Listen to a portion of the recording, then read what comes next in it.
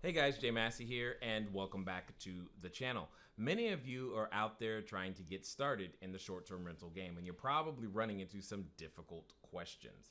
Often, this happens to many of our students as well. So in this particular video, we go through some of those difficult questions and some appropriate answers to help them get past the hurdles. It's really the reason we do the Q&A sessions for our students is so that they get past the hurdles. Because I have found that, well, we're human. And oftentimes, when you get stuck on something, you can't keep moving forward until you get a competent answer that you can trust and that you know works.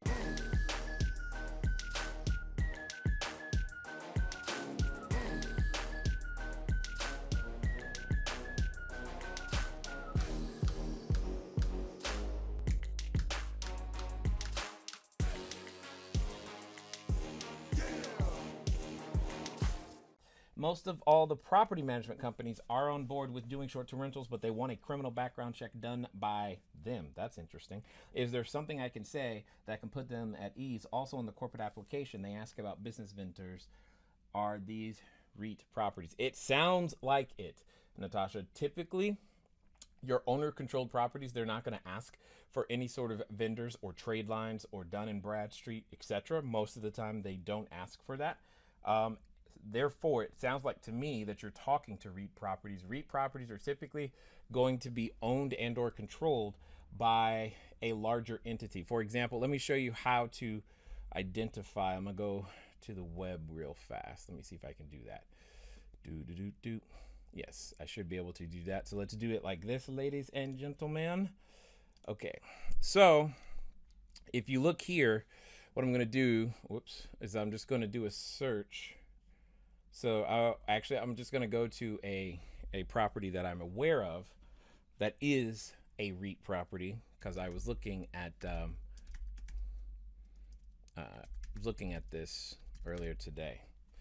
So there is a property in my neck of the woods. It's called Baker Block, as you can see right here. So this is the first hint that I'm dealing with the REIT is A, it's got a name, and a B, it's got a website like this, and it looks like it's got all kinds of extra things. But one of the ways that you can always figure this out is when you go to the contact section or scroll to the bottom of the page, what I'm looking for. So I'm scrolling. You see this right down here? It says Graystar, right? When I see that, I'm like, oh, now I know who that is. And in this particular case, it happens to be clickable, which then gets me to Graystar, and they have a large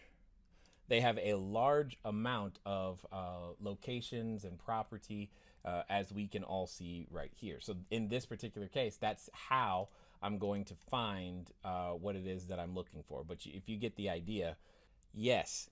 Long story short, you're looking for the corporate logo, and that's how you'll be able to tell that you're dealing with the REIT.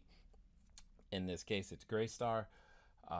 So yeah, that, which is back to, there's probably a significant amount of extra things that they're asking for that, like I said, in the training, a traditional landlord probably doesn't want at all. So they're just asking different questions. But by virtue of what you are saying to me, it sounds like that's exactly what you're dealing with.